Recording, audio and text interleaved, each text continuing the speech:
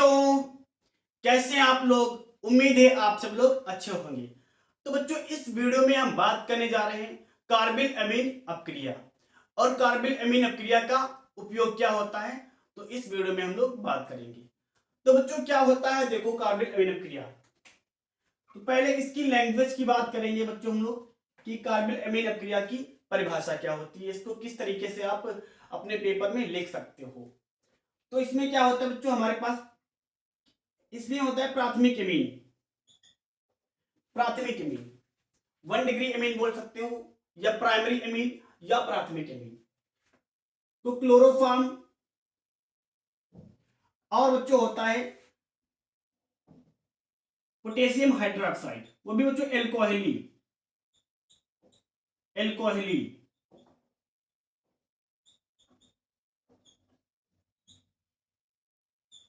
तो इसमें बच्चों इन तीनों को गर्म किया जाता है, जिससे बनता है हमारे पास आरएनसी बन जाता है बच्चों, जिससे बनता है आरएनसी, जिसे बोलते हैं कार्बिल अमीन। तो इसकी भाषा क्या होती है, जब किसी प्राथमिक एमीन को क्लोरोफॉर्म और एल्कोहलिक के साथ गर्म करते हैं, जिससे हमारे पास बच्चों एल्किल आइसोसाइनाइड बनता है और इसमें से एक विशेष दुर्गंध भी आती है। इस क्रिया को हम लोग बच्चों कार्बिल अमीन क्रिया कहते हैं। तो हाँ, जब किसी भी प्राथमिक एमीन को क्लोरोफॉर्म और एल्कोहलिक के साथ गर्म करते हैं, जिससे बच्चों हमारे पास क्या बनता है, कार्बिल अमीन बनता है, या बोल सकते हो एल्किल आइसोसाइनाइड प्राप्त होता है। इससे हम लोग कार्बिल अमीन अपक्रिया बोलते हैं, क्योंकि ये होता है बच्चों साइनाइड ग्रुप। जो एनसी होता है माइनस, ये होता है साइनाइड साइनाइड ग्रुप, और जो एनसी माइनस होता है ये होता है आइसोसाइनाइड। ये क्या होता है, आइसोसाइनाइड। आइसोसाइनाइड। तो उम्मीद है बच्चों आपको लैंग्वेज समझ में आई होगी। यानी कि इस रिएक्शन के द्वारा आप किसी भी प्राथमिक एमीन को यानी कि NH2 को आप आइसोसाइनाइड में बदल सकते हैं। इस रिएक्शन के द्वारा किसी भी प्राथमिक एमीन को साइनाइड में परिवर्तित कर सकते हैं, यानी कि RNC में परिवर्तित कर सकते हैं। अब बच्चों इसकी हम लोग रिएक्शन को समझने वाले हैं, तो ध्यान से देखिए।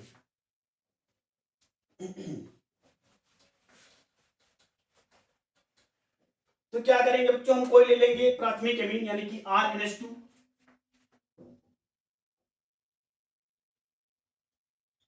Plus chloroform. ये हो जाता है बच्चों 1 डिग्री एमीन, प्राथमिक एमीन, और इसका नाम होगा alkyl amine. 1 degree alkyl amine, alkyl amine, क्योंकि हमारे पास ये R जुड़ा हुआ है, R को बोलते हैं एल्किल। अब हम लोग लिख लेंगे क्लोरोफॉर्म CHCl3, क्लोरोफॉर्म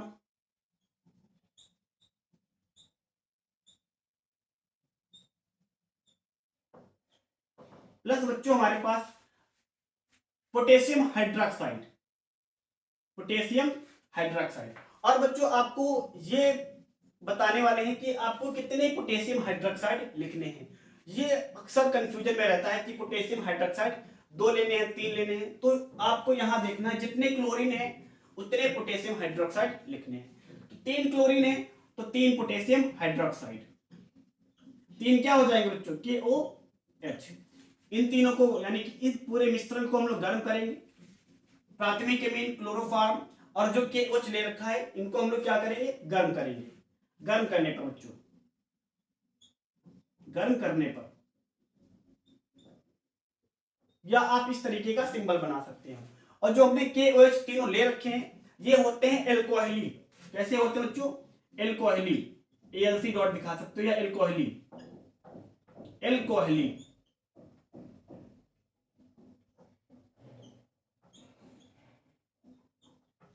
तो बच्चों क्या होता है, जितने हमारे पास क्लोरीन है उतने निकलेंगे KCl। 3 क्लोरीन तो 3 KCl, 3 निकल जाएगा बच्चों पोटेशियम क्लोराइड। क्या निकलेगा, पोटेशियम क्लोराइड। अब ध्यान से सुनो बच्चों, क्या होता है हमारे पास यहां पर होता है 3 हाइड्रोक्सी समूह, OH समूह। कितने होते हैं, 3, OH माइनस, OH माइनस और OH माइनस। यदि इन तीनों को एक एक H प्लस मिल जाए, इसको एक H प्लस मिल जाए, इसको एक हाइड्रोजन मिल जाए और इसको एक हाइड्रोजन मिल जाए, तो ये तीनों हाइड्रोक्सी समूह जल बनाकर अलग हो जाएंगे। तो क्या करेंगे, ध्यान से देखो, यहां पर एक हाइड्रोजन है हमारे पास, इस वाले हाइड्रोजन को एक OH के साथ लगा देंगे और यहां पर है दो हाइड्रोजन। अमीन में कितने हाइड्रोजन है, दो हाइड्रोजन। तो इन दोनों हाइड्रोजन को बचे हुए दो OH समूह में लगा देंगे। फिर से सुनो बच्चों, हमारे पास जो क्लोरोफॉर्म के अंदर हाइड्रोजन है एक OH के साथ लगा देंगे, अभी दो OH बचे हुए हैं, तो अमीन के जो दोनों हाइड्रोजन हैं एक एक OH के साथ लगा देंगे, जिससे से तीनों OH बन जाएंगे HOH, यानी कि बच्चों जल बना लेंगे। तो तीन जल निकल जाएंगे। कितने जल, तीन जल, क्योंकि एक H यहां लगा दिया, क्लोरोफॉर्म जो H था यहां लगा दिया, बाकी दोनों H एक इसके साथ और एक इसके साथ, बन गया हमारे पास जल। अब बच्चों बच्चा के ध्यान से देखो, यहां बचा है R और N, यहां पे क्या बचा है C, तो बन जाएगा RNC, RNC। इसे हम लोग बोलते हैं बच्चों कार्बिल एमीन, जिसका नाम क्या है, alkyl isocyanide, alkyl isocyanide, alkyl isocyanide.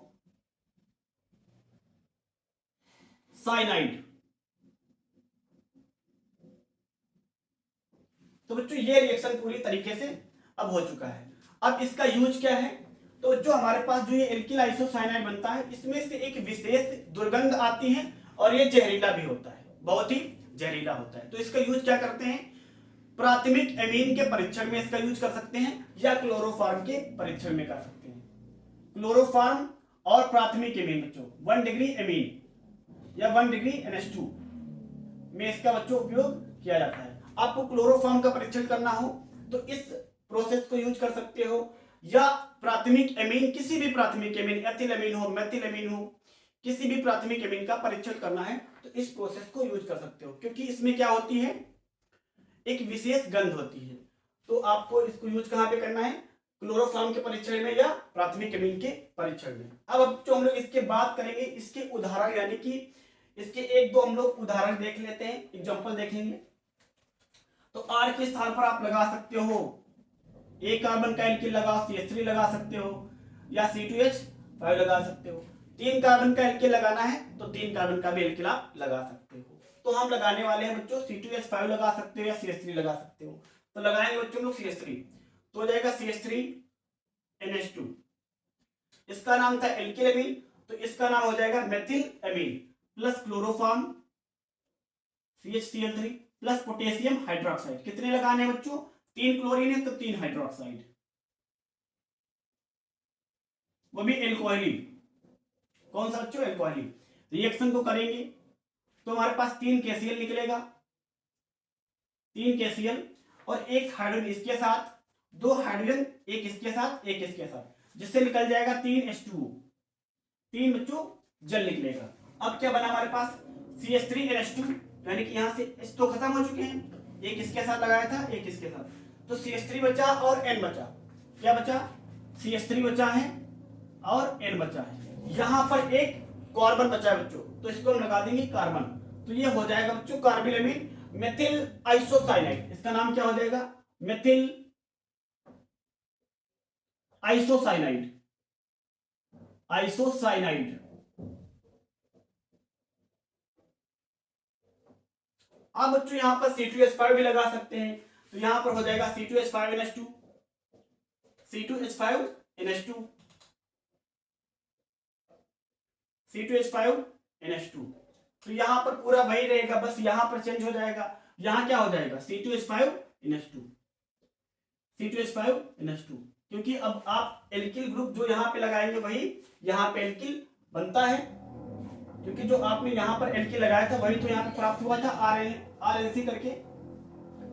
तो अगर आपने यहां पर CH3 ले रखा है तो यहां भी क्या बन जाएगा, CH3 लगेगा। मतलब अगर आपने यहां पर C2H5 लगाया है, क्या लगाया C2H5, तो यहां भी क्या लगेगा C2H5। तो बच्चों आप यहां पर इसको अगर आपने C2H5 लगाया है तो ये बन जाएगा एथिल एमीन। अगर आपने यहां पर जैसे लिख ही देते हैं C2H5NH2 है, C2H5NH2 है प्लस क्लोरोफॉर्म CHCl3 प्लस हमारे पास बच्चों कितने KOH हो जाएंगे, 3 KOH, कितने KOH, 3 KOH। तो क्या क्या होगा रिएक्शन में, 3 KCl और 3 जल निकला था बच्चों। कितने जल, 3 जल। अभी देखा आपने 3H, एक OH यहाँ से, एक H इसके साथ जाएगा और 2 हाइड्रोजन इसके साथ मिल जाएंगे, क्योंकि हमने अब की बार क्या चेंज हुआ है, CH3 के स्थान पर C2H5 को ले रखा है। तो जहां पर CH3 था वहां पर C2H5 हो जाएगा। तो यहाँ पर क्या बनेगा बच्चों, C2H5 NH2। तो ये हो जाएगा C2H5NC बच्चों, C2H5NC, क्योंकि ये बचा C2H5 और एक नाइट्रोजन और ये वाला एक कार्बन, तो C2H5NC। तो इसका नाम हो जाएगा एथिल आइसोसाइनाइड। तो इस तरीके से बच्चों आपको ये रिएक्शन पूरी समझ में आई होगी। तो बच्चों का वीडियो अच्छा लगा हो तो वीडियो को लाइक कर दो और चैनल को सब्सक्राइब कर दो।